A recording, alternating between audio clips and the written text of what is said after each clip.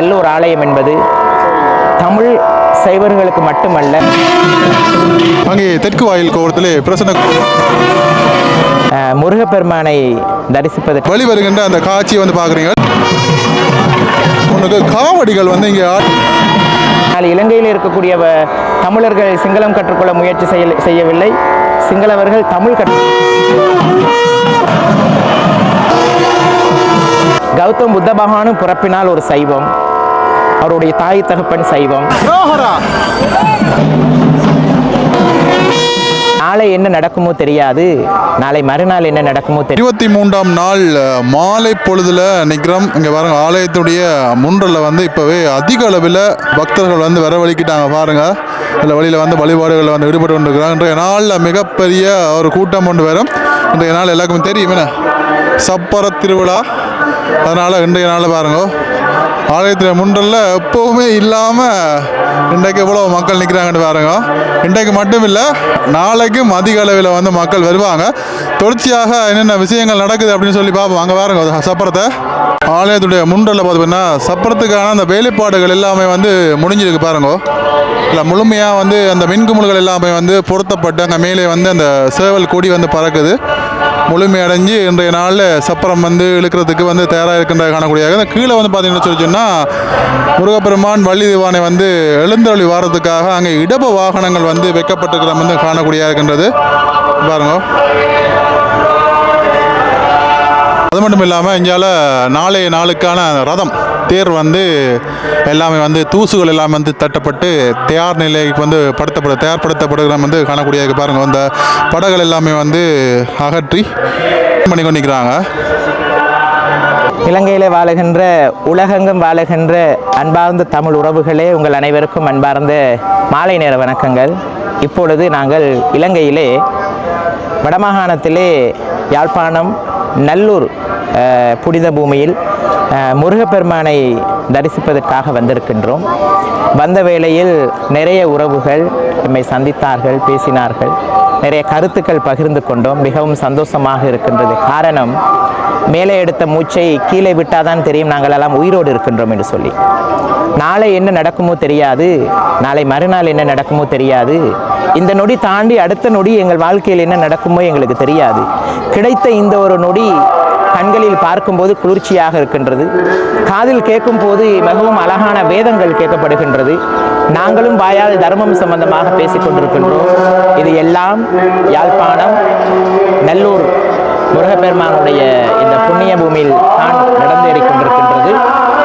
இலங்கையிலே கண்டி தலதா மாளிகை எவ்வளவு முக்கியமோ அதே போல் உலக நாடுகளுக்கே தெரியும் யாழ்ப்பாணம் நல்லூர் முருகப்பெருமான் என்றார் என்று சொல்லி. அதான் நல்லூர் முருகப்பெருமானுக்கு அழகன் என்ற ஒரு பெயர் வைத்திருக்கின்றார்கள். இதிலிருந்து நான் என்ன சொல்ல வருகின்றேன், நடந்தவையாக இருக்கட்டும், இனிமேல் நடக்கப் போறதை பற்றி யோசிப்போம். தமிழர்கள் சிங்களம் படிப்போம், சிங்களவர்கள் தமிழ் படிப்போம், எல்லாரும் ஒன்று சேர்ந்து வாழுவோம். எல்லா இளம் சமுதாயத்திற்கும் ஒரு மாபெரும் பொறுப்பு இருக்கின்றது, நாளை பிறக்கும் குழந்தைக்கு நல்லதொரு சமுதாயத்தை உருவாக்கி வைப்பதற்கு. இதிலிருந்து நான் அதிகமாக கேட்கின்றது, இலங்கையிலே ஹிந்து சைவ பீடாதிபதிகளுக்கும் இலங்கையிலே பிரதான கோயில் குருக்கள்மார்களிடம் நாங்கள் அதிகமாக கேட்கின்றது, வெளியிலே வாருங்கள், தலைமைத்துவத்தை கையில் எடுங்கள், இலங்கை பூராக சைவ அறநெறி பாடசாலைகளை ஆரம்பியுங்கள், பௌத்த துறவிகள் படிப்பதற்கு பிரிவன் என்கிற இடம் இருக்கின்றது, இஸ்லாமிய மௌலைமார்கள் படிப்பதற்கு மதரசா பாடசாலை இருக்கின்றது, கிறிஸ்தவ ஃபாதர்மார்கள் படிப்பதற்கு பைபிள் காலேஜ் இருக்கின்றது. ஆனால் சைவ சமயத்திலே பூணூல் அணிந்து வேதம் படித்து மக்களுக்கு தர்மத்தை போதிப்பதற்கான குருகுலங்கள் குறைவாகவே காணப்படுகின்றது. அப்பொழுது சைவ சமயத்திலே உள்ள நல்ல கருத்துக்கள் மக்களிடத்துக்கு போக வேண்டுமாக இருந்தால் குருகுலங்கள் ஆரம்பிக்க வேண்டும். வேதங்கள், இதிகாசங்கள் இருக்கின்றது, புராணங்கள் இருக்கின்றது, பகவத்கீதை இருக்கின்றது, சிவபுராணம் இருக்கின்றது. இவைகளை மக்கள் மத்திக்கு கொண்டு போய் சேர்க்க வேண்டும்.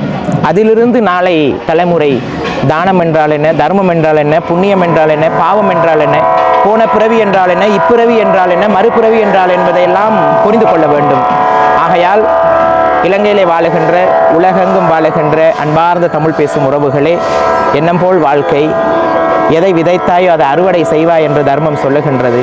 விதைப்பதற்கு முன் ஒரு நிமிடம் யோசியுங்கள், அதன் பிறகு விதையுங்கள், உங்கள் வாழ்க்கையும் சிறப்பாக இருக்கும். நல்லூர் மக்களுக்கு நன்றி, வடமாகாணம் மக்களுக்கு நன்றி, யாழ்ப்பாண மக்களுக்கு நன்றி. காரணம், நல்லூர் ஆலயம் என்பது தமிழ் சைவர்களுக்கு மட்டுமல்ல, இலங்கையிலே வாழுகின்ற சிங்களம் பௌத்தத்தை பின்பற்றக்கூடிய பௌத்தர்களுக்கும் முருகப்பெருமான் குலதெய்வமாக வழிபடக்கூடிய அதிகமான மக்கள் இருக்கின்றார்கள். ஆகையால் எல்லாரும் எப்படி கண்டி தலதா மாளிகைக்கு போகின்றோமோ அதே மாதிரி தான் நல்லூர் ஆலயம். கண்டி தலதா மாளிகையிலே கௌதம புத்த பகவானுடைய வலது கடாப்பல் அங்கே பிரதிஷ்டை செய்யப்பட்டிருக்கின்றது. பாரத தேசத்திலிருந்து அதை இலங்கைக்கு கொண்டு வந்து கொடுத்த தந்தகுமரு, ஹேமமாலா என்கிற 2 பேரும் பௌத்தர்கள் அல்ல, அவர்களும் சைவர்கள். பாரத தேசத்திலே சைவ சமயத்தை பின்பற்றியவர்கள் தான் தந்தகுமரு, ஹேமமாலா. கௌதம் புத்த பகவானுடைய வலது கடாப்பல்லை இலங்கைக்கு தானமாக கொண்டு கொடுத்தது. இன்று உலகம் பூராக பௌத்தம் பரவலாக இருப்பதற்கு காரணமும் அன்று பாரத தேசத்திலிருந்து சைவ சமயம் கொடுத்த பொக்கிஷம் என்றுதான் சொல்ல வேண்டிய காரணம். கௌதம் புத்த பகவானும் பிறப்பினால் ஒரு சைவம், அவருடைய தாய் தகப்பன் சைவம், சங்கமித்த திறனி சைவம், அசோக மன்னன் சைவம். வடமாகாணத்தில் தான் முதலாவதாக சங்கமித்த திறனி அரசமரத்தை கொண்டு வந்து இந்த நாட்டுக்கு தானமாக கொடுத்தது. அப்படி பார்க்கும்போது சைவமும் பௌத்தமும் அண்ணன் தம்பி மாதிரி இருக்க வேண்டிய மார்க்கங்களும், தமிழும் சிங்களமும் அண்ணன் தம்பி போல் வாழ வேண்டிய 2 மொழி. இலங்கைக்கு யாரு கண் பட்டதோ இரண்டும் பிரிந்து கிடக்கின்றது. முயற்சி செய்து பார்ப்போம், இரண்டையும் ஒன்றிணைத்து உலக நாடுகளுக்கு நாங்கள் கடன் கொடுக்கும் அளவுக்கு இந்த இலங்கையை கொண்டு வர முடியும் என்ற அந்த ஒரு நம்பிக்கை இருக்கின்றது. உயிரோடு இருந்தால் இன்னும் கொஞ்சம் சமூக சேவை செய்துவிட்டு போவோம். அப்பொழுதுதான் பிறந்த பிறவிக்கும் பலன், தாயின் மார்பில் குடித்த பாலுக்கும் பலன். வாய்ப்பளித்த அனைத்து நல்லுள்ளங்களுக்கும். நாங்கள் சற்றும் எதிர்பார்க்கல நீங்கள் இவ்வளவு தூய்மையான தமிழில் வந்து கதைப்பீங்கன்னு சொல்லி. இந்த தூய்மையான தமிழை வந்து எப்படி நீங்கள் கற்றுக்கொண்டீங்கன்னு மட்டும் சொல்ல முடியுமா? ஒரு மனிதனுக்கு 2 கண்கள் எப்படி முக்கியமோ அதே போல் எனக்கு இலங்கையிலே உள்ள 2 மொழிகள் முக்கியம். பல நாடுகளில் பல மொழிகள் இருக்கின்றது, பல மொழிகளை நாங்கள் பேசுகின்றோம். இலங்கையிலிருந்து பல வெளிநாடுகளுக்கு போய் அந்த நாட்டு மொழியை நாங்கள் கற்றுக்கொண்டோம். ஆனால் இலங்கையில் இருக்கக்கூடிய தமிழர்கள் சிங்களம் கற்றுக்கொள்ள முயற்சி செய்யவில்லை, சிங்களவர்கள் தமிழ் கற்றுக்கொள்ள முயற்சி செய்யவில்லை. இந்த மொழிதான் இந்த நாட்டை இன்றும் பணக்கார நாடாக ஆக்காமல் ஏழை நாடாகவே வைத்திருப்பதற்கு காரணம் முதல் இந்த மொழி பிரச்சனை. இளம் தலைமுறைகளுக்கு நான் சொல்லுகின்றேன், வாருங்கள் ஒன்றிணைவோம், மொழிகளையும் படிப்போம், ஏதோ நல்ல விடயங்களை சமூகத்திற்கு கொடுப்போம். ஆனால் நான் இன்னொருவரை பார்த்து குறை சொல்ல விரும்பவில்லை, குறை கூறவும் முடியாது. காரணம், தர்மம் சொல்லுகின்றது, இன்னொருவரை பார்த்து குறை சொல்லும் அளவுக்கு நீ நல்லவன் அல்ல, உன்னிடமும் குறைகள் பிழைகள் இருக்கின்றது. ஆகையால் மற்றவர்களை பார்த்து குறை சொல்லுவதை விட மற்றவர்களிடத்தில் இருக்கக்கூடிய நல்ல விடயங்களையும் நாங்கள் எடுத்துக்கொண்டு பயணிப்போம். வாழ்க்கை சிறப்பாக இருக்கும். வாய்ப்பளித்த அனைவருக்கும் நன்றி. நெல்லை கந்த பெருமானுடைய 23வது நாள் இன்றைக்கு சப்பர திருவிழா. இப்பொழுது ஆலயத்தினுள்ளே மாலை நேர பூஜைகள் வழிபாடுகள் நடைபெற்று அங்கே கொடி தம்பத்திலே பூஜைகள் நடைபெற்று கொண்டிருக்கின்ற அற்புதமான வேளை இந்த வேளை. இன்னும் சொற்ப வேளையில் பெருமான் தேவியர் இருவருடன் வெளியிலே வெளிவீதி வந்து அடியார்களுக்கு அருளை வாரி வழங்க இருக்கின்ற அந்த நேரத்திலே சப்பரம், சப்பை ரதம் என்று சொல்லப்படுகின்றது. இந்த சப்பரமானது ஒரு ஆலயத்திலே காணப்படுகின்ற ராஜகோபுரத்தினுடைய அமைப்பை போன்றது. ஒரு மனிதனுக்கு பாதம் எவ்வளவு முக்கியமோ அதே போல ஒரு ஆலயத்துக்கும் இந்த ராஜகோபுரம் ஒரு முக்கியமானது. ஒரு மனிதன் படுத்திருந்தால் அவனுடைய பாதங்கள் எவ்வாறு இருக்குமோ அதே போன்ற அமைப்பிலே தான் கோயில்கள் அமைக்கப்படுகின்றன. அந்த வகையிலே இன்றைய நல்லியம்பதியிலே 23வது நாளாக சப்பர திருவிழா மாலை வேளை ஆரம்பமாகி கோலாகலமாக இனிது நடைபெற்று கொண்டிருக்கின்ற இந்த வேளை சப்பை ரதம் ராஜகோபுரத்தின் அமைப்பை போன்றது. இந்த ராஜகோபுரமானது கோயில் இல்லா ஊரிலே குடியிருக்க வேண்டாம். ராஜகோபுரங்கள் அமைக்கப்படுவது ஏனென்றால் நீண்ட தூரத்துக்கு அப்பாலே இந்த ஆலயத்தினுடைய ராஜகோபுரங்கள் தெரியும். ஆகவே அயல் கிராமத்திலே உள்ளவர்கள் எல்லாம் அங்கே காண்டாமணி ஓசை ஒலித்ததும் இந்த ராஜகோபுரத்தை திரும்பி பார்த்து வழிபடுவார்கள். அதே போல ராஜகோபுரங்கள் ஒரு ஆலயத்தின் உள்ளே காணப்படுகின்ற ஆலயத்தினுடைய மூலவர் மற்றும் பரிவார மூர்த்திகளினுடைய விக்கிரக வடிவங்கள் எல்லாம் இந்த ராஜகோபுரத்திலே அமைக்கப்பட்டிருக்கும். தெய்வீக புருடர்களினுடைய திருவிளையாடல்கள் எல்லாம் கந்தபுராணத்தினுடைய திருவிளையாடல்கள், பெரிய புராணத்திலே வருகின்ற திருவிளையாடல்கள் எல்லாம் இந்த ராஜகோபுரத்திலே அமைக்கப்பட்டிருக்கும். அதனாலே தான் ராஜகோபுரம் மிக முக்கியத்துவம் பெறுகின்றது. இன்னமும் ராஜகோபுரத்திலே கோபுரம், விமானம், கலசம் என்ற 3 பகுதிகளாக பிரிக்கப்பட்டிருக்கும். இந்த கோபுரத்திலே பல சிற்ப வேலைப்பாடுகள் இருக்கும். அங்கே விமானம் காணப்படுகின்றது. விமானத்துக்கு மேலே கலசங்கள் வைக்கப்பட்டிருக்கும். இந்த கலசங்களை ஒத்த அமைப்புத்தான் இந்த சப்பரதத்திலே மேலும் காணப்படுகின்றது. நீங்கள் ராஜகோபுரத்தையும் சப்பரம் என்று சொல்லப்படுகின்ற சப்பரதத்தையும் ஒப்பீடு நோக்கில் எல்லாம் ஒன்றுதான். ஆகவே வாகனாதி திருவிழாக்கள் இதுவரை நாளும் நடைபெற்று இன்றைய தினம் சப்பரம் என்று சொல்லப்படுகின்ற சப்பரதம் அங்கே முருகப்பெருமானும் தேவியர் இருவரும் எழுந்தருளி வருவதற்கு அங்கே ரிஷபங்கள் காத்திருக்கின்றன. அங்கே இன்றைக்கு ரிஷப வாகனத்திலே சப்பரத்தில் எழுந்தருளி வருவதுதான் ஒரு முக்கியமான விழாவாகும். நாளைய தினம் ரத உற்சவம் நடைபெறுகின்றது. கொடியேற்ற வைபவம் தொடங்கி இந்த 23 நாட்களும் காத்தல் திருவிழா என்று சொல்லப்படுகின்ற வாகனாதி திருவிழாக்கள் நடைபெற்று இன்றைக்கு சப்பர திருவிழா நடைபெறுகின்ற இந்த செய்தியை நாங்கள் பார்க்கிறோம். எனவே ராஜகோபுரத்திலே காணப்படும் கலசங்கள் எல்லாம் தீய சக்திகளை போக்கி நல்ல கதிர்வீச்சுக்களை எல்லாம் ஆலயத்தின் மூல விக்கிரகத்துக்கு இழுத்து வருவது மரபு. அது ஒரு விஞ்ஞான ரீதியான தத்துவார்த்த கருத்தும் கூட. ஆகவே ஆலயத்தில் இருக்கின்ற விக்கிரகங்களுக்கு அங்கே சக்தியை அதிகரிக்கின்றது. எத்தனை பெருந்தொகையான மக்கள் வழிபட சக்தியை அங்கே மூலஸ்தானத்திலே இருந்து குறைகின்றது.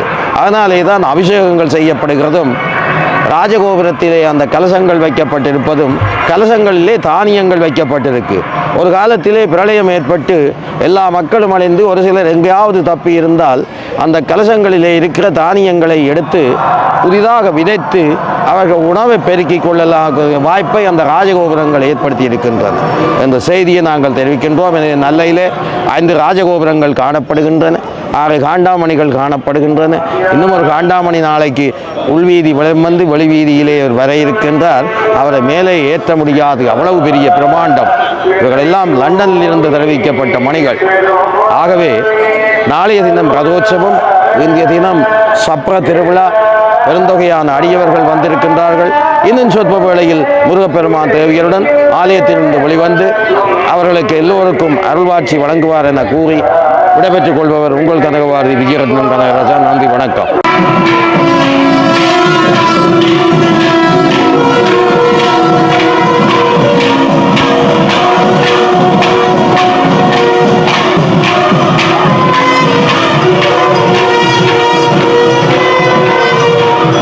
அங்கே முருகப்பெருமான் வள்ளி திவானி சமரதாக சப்ப ரதத்தில் வந்து ஏறி பவனி வருவதற்காக அங்கே வழி வருகின்ற அந்த காட்சியை வந்து பார்க்குறீங்க.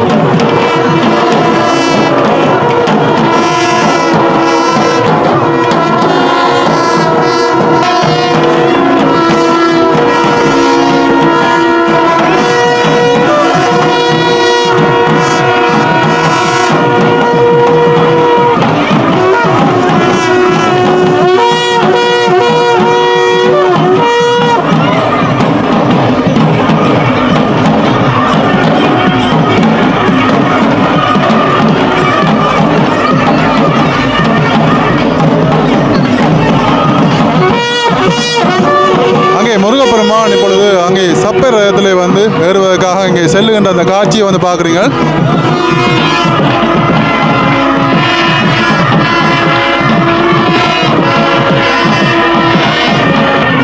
அங்கே சப்பரதம் வந்து சுவாமி வந்து வருகின்ற போது பார்த்தீங்கன்னா முன்னுக்கு காவடிகள் வந்து இங்கே ஆடிக்கொண்டிருக்கிறார் பாருங்கள். ஒரு வித்தியாசமான முறையில் வந்து இன்றைய நாள் இந்த சப்பரத்து விழா இடம்பெற்று கொண்டிருக்கிற வந்து நாங்கள் கண்கூடாக வந்து காணக்கூடியதாக இருக்கின்றது. லட்சக்கணக்கான பக்தர்கள் இங்கே வந்திருக்கிறதை வந்து கண்கூடாக நாங்கள் காண்கிறோம். பாருங்கள், இப்பொழுது முருகப்பெருமான் அங்கே சப்பரத்தில் வந்து ஏறி என்ற அந்த காட்சியை வந்து பார்க்குறீர்கள்.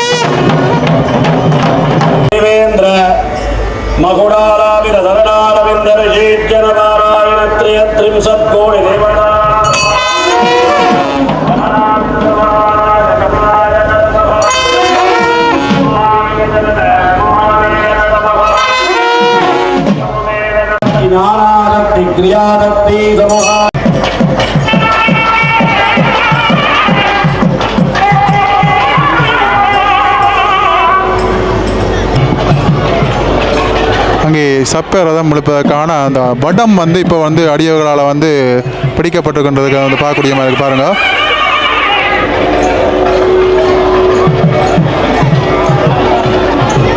பாருங்கள், அந்த வடம் வந்து இப்போ எல்லாருமே வந்து பிடிச்சி நிற்கிறாங்க. பாருங்கள், போட்டி போட்டு முண்டி அடிக்கணும் இல்லை, ஏன்னா இப்போ வடம் பிடிக்கிறதே வந்து உண்மையிலேயே ஒரு புண்ணியமாக தான் எல்லாரும் வந்து இங்கே எல்லாம் வந்து பார்க்குறாங்க.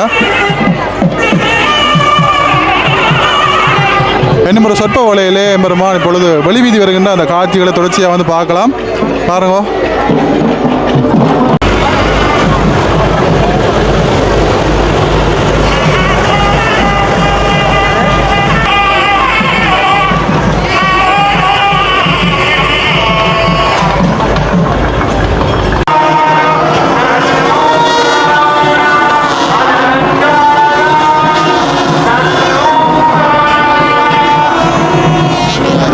சப்பை ரதம் வந்து பார்த்தீங்கன்னா இருப்பிடத்திலிருந்து மெல்ல மெல்ல வெளிவீதி வருகின்ற அந்த காட்சியை வந்து பார்க்குறீங்க பாருங்க. அடியோர்கள் எல்லாமே வந்து ஒன்றிணைந்து சப்பை ரதத்தை இழுக்கின்ற அந்த காட்சியை வந்து பார்க்குறீங்க பாருங்க. கடுமையான வெயில் இப்போ 5:30 மணி ஆகுன்றது. இன்றைக்கு வந்து பார்த்துச்சுன்னா வேலைக்கு வந்து இன்றைய நாளில் சப்பை ரதம் வந்து இழுக்க துவங்கிட்டாங்க பாருங்க. உண்மையான அந்த நேரம் தவறாமை என்பது நல்லூரான இருக்கிற ஒரு குண அம்சம். உண்மையிலேயே அது இன்றைய நாளில் வந்து நாங்கள் அழகாக வந்து பார்க்கக்கூடியமாக இருந்தது.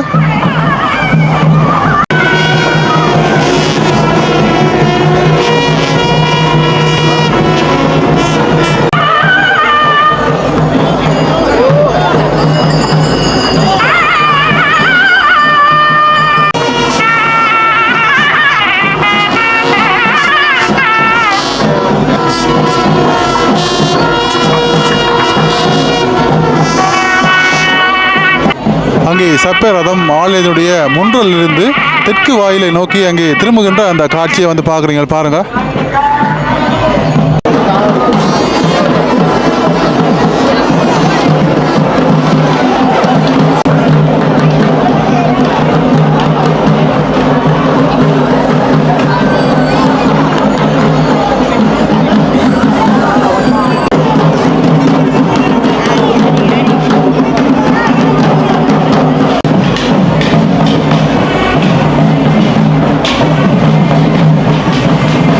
ஆலயத்துடைய முன்றலிருந்து மெல்ல மெல்ல அசைந்து ஆடி ஆடி அங்கே வருகின்ற அந்த அற்புத காட்சியை பாருங்க. மின் குமிழ்கள் எல்லாமே வந்து ஒளிர அங்கே முருகப்பெருமான் வள்ளி தேவானை சமையராக அங்கே சப்பை ரதத்தில் வருகின்ற அந்த காட்சியை வந்து தொடர்ச்சியாக வந்து பார்க்குறீங்க பாருங்க. அற்புதமான ஒரு காட்சி. 5:45 ஆகின்றது. இங்கே தெற்கு வாயிலை நோக்கி செல்லுகின்ற அந்த காட்சி பாருங்க. சூரிய ஒளிகள் எல்லாமே வந்து கண்ணை குட்டி கொண்டு நிற்க இங்கே எம்பெருமான் வந்து கொண்டிருக்கின்ற ஒரு அழகான ஒரு காட்சி.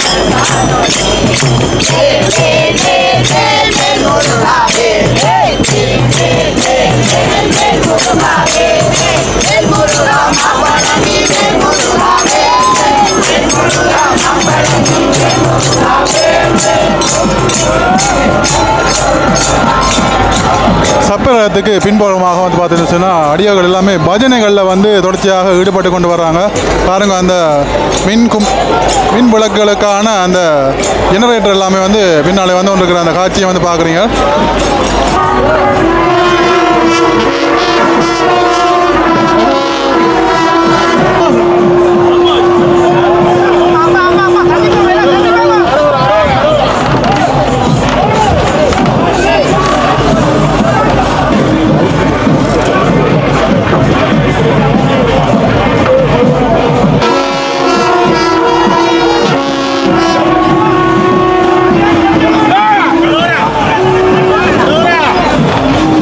ஆலயத்தினுடைய தெற்கு வாயில் பகுதிக்கு பாருங்க. ஒரு கோபுரத்தினுடைய உச்சம் அளவுக்கு வந்து பார்த்தீங்கன்னு சொல்லி சொன்னால் அந்த சப்பரதம் இருக்கிறத வந்து காணக்கூடிய அதுக்கு பாருங்க. எவ்வளோ அழகாக இருக்குன்னு பாருங்க. அருகில் நிற்கல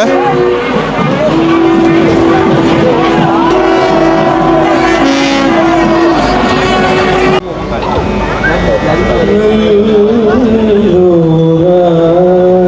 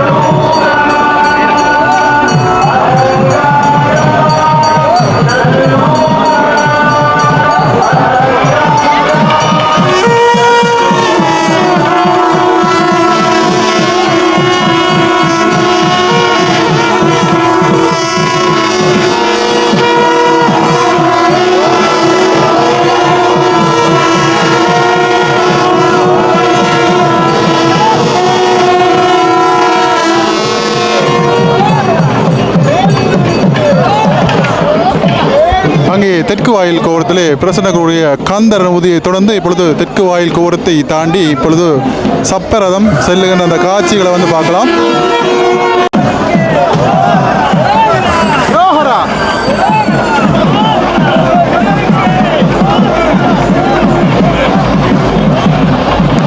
அங்கே தெற்கு வாயில் கோபுரத்தை தாண்டி அங்கே பாருங்க சப்பரதம் செல்லுகின்ற அந்த காட்சி பாருங்க.